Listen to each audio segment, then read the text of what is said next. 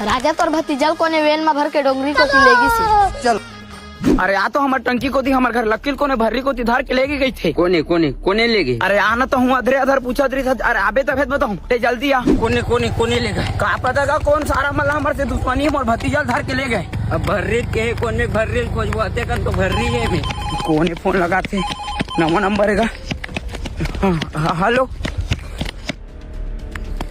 अरे ज्यादा भाग जन सांस फूलित फड़फड़ा गिर जाबे। सारा गद्दी चढ़ के लुकाए थे हम दौड़ा तेल देखा थे। अगर अपन भतीजल बचाना चाहता तब 5 लाख रुपए लेके भर्री खार में आ जा। 5 लाख रुपए हम दादापुर हम नहीं देखे तेनेनीपुर हमारे में 5 लाख रुपए मांगा थे। कैसे कर 5 काठा खाए पिए डोलिया लेकर जीवले बढ़ के थोड़ी है चीज बस। चल चल।